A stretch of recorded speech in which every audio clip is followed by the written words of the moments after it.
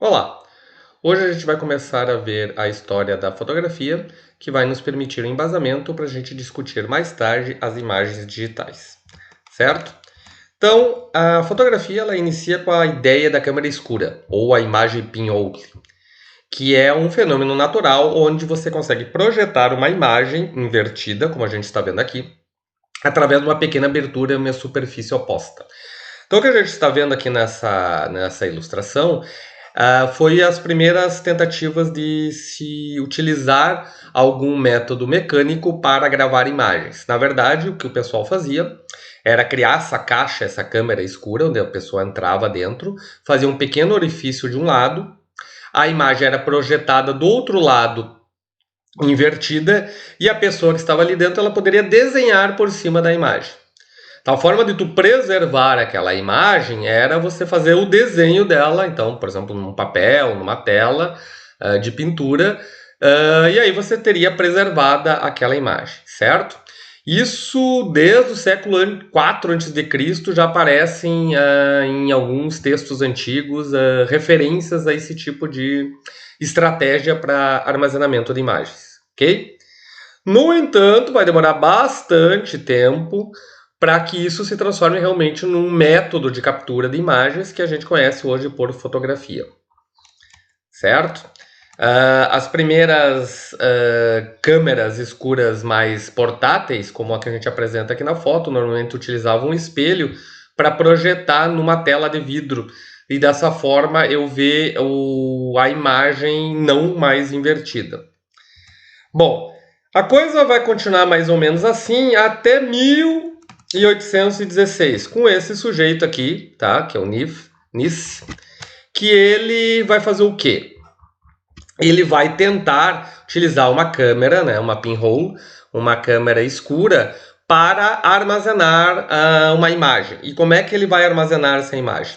Ele vai pegar um pedaço de papel revestido com cloreto de prata, ou seja, todos, depois a gente vai ver aqui os vários outros inventos basicamente trabalhavam com componentes químicos, então era uma ideia de você encontrar a melhor forma de você armazenar essa imagem. Então ele revestiu com cloreto de prata esse pedaço de papel e ele descobriu que aonde havia mais luz, por exemplo, ele deixava captar uma imagem qualquer para onde ele projetasse, onde tinha mais luz, ele escurecia, onde tinha menos luz, escurecia menos.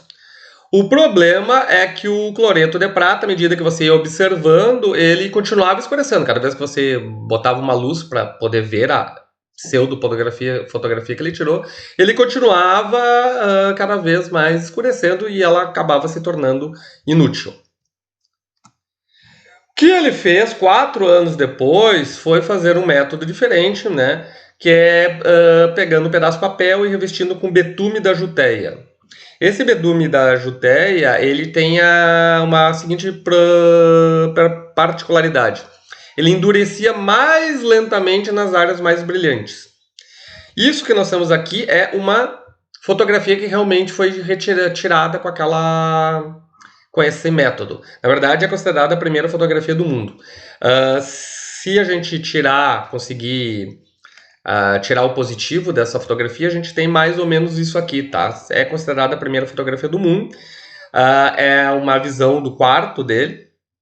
Então, o que ele fez foi, como o betume endurecia mais lentamente nas áreas que recebiam mais luz, ele basicamente ele conseguiu raspar o betume que endureceu mais rápido e deixou, e com isso ele teve a diferença entre o claro e escuro e criou a primeira fotografia. Em 1837, baseado nos estudos dele, e eles eram amigos, o Louis Daguerre vai criar um processo completo de fotografia. Essa fotografia dele é utilizando a máquina que ele criou. Ele pegou uma folha de cobre, revestiu de prata com vapor de iodo e criou uma camada de iodeto de prata que era sensível à luz.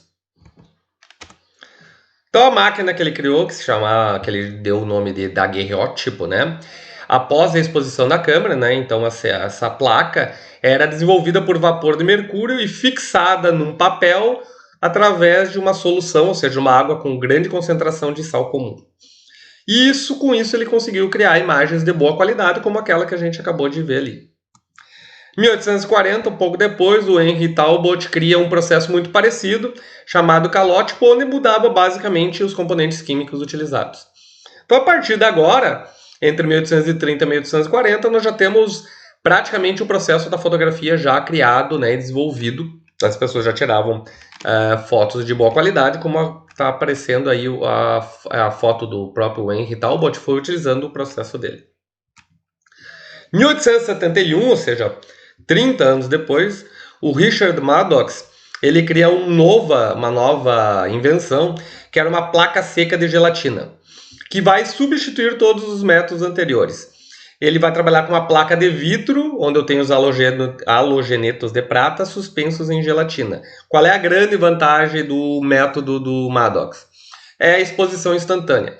Enquanto que o daguerreótipo e o calótipo exigiam que você ficasse com a obturação aberta por vários e vários minutos, depende muito da quantidade de luz. Então, por exemplo, para tirar foto de uma pessoa, a pessoa tinha que ficar parada por vários e vários minutos sem se mexer. Se ele se mexesse, a foto ficaria borrada. O processo da placa seca de gelatina era de poucos segundos. Ou seja, era o que a gente chama de exposição instantânea. Então, ele abria o obturador, contava alguns segundos, fechava, estava pronta a foto. Então, essa é a grande vantagem do processo do Maddox, tá? Isso vai permitir, exatamente por ser muito mais simples, a criação dos estúdios móveis. Ou seja, eu não preciso já de grandes equipamentos e complexos para poder produzir a fotografia. Eu posso colocar todos eles dentro de uma pequena saleta, que eram montadas normalmente em carroças, como a que a gente tem aqui, ou essa aqui. E aí, os primeiros fotógrafos andavam de vila em vila para tirar foto das famílias. Então, chegava na vila, andava de um lado, tirava foto, ia para o outro, terminava de tirar foto de todo mundo que tinha interesse e seguia em frente, certo? Então, isso vai ajudar a popularizar a ideia de fotografia. Vai demorar mais quase 2 décadas para a próxima grande revolução, que foi feita pelo George Eastman, que cria o filme em papel em 1885 e depois passa para trabalhar com filme em celuloide.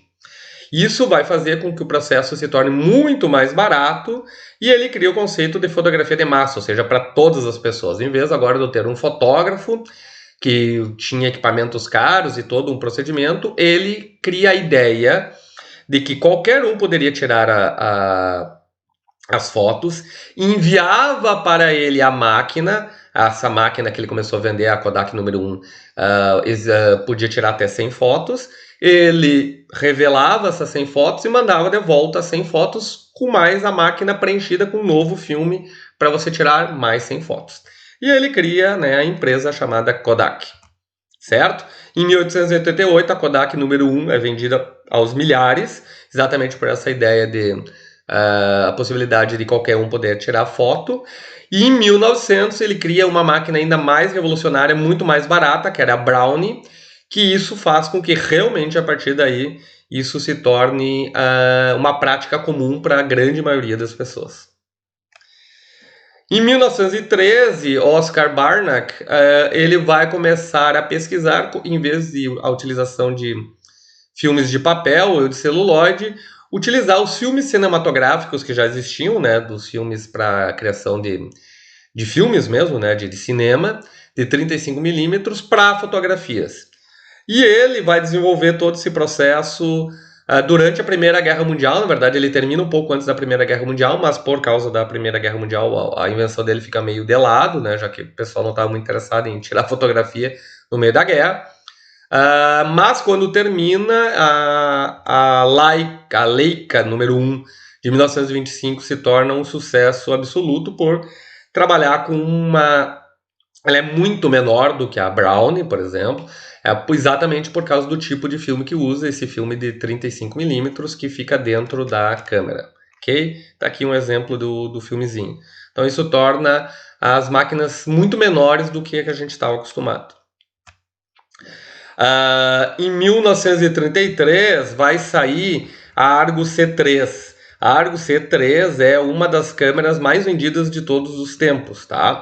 Ela foi desenvolvida pela Kodak. e trabalhando com filme de 35 mm e basicamente fez com que a empresa voltasse a dominar o mercado, ok? A última grande evolução das máquinas tradicionais, né, das máquinas de filmes, é a máquina da Polaroid, ok? Qual era a ideia da Polaroid, a modelo 95, que é o que a gente está vendo aqui? É a primeira câmera instantânea do mundo. Ele usava mais ou menos 1 minuto, 1 minuto e meio para revelar uma foto, ok? Era cara, cerca de US$ 220, o que hoje em dia seria mais ou menos US$ 4.000. Então não teve um grande sucesso comercial. No entanto, ela foi revolucionária, exatamente por não precisar você revelar o filme, você poderia tirar você tinha a foto instantaneamente, né, alguns minutos depois, e ela vai permitir novos tipos de aperfeiçoamentos nas câmeras, tanto nas câmeras analógicas como as digitais, que vão aparecer algumas décadas depois. Ok? Então essa aí é uma breve história da fotografia analógica.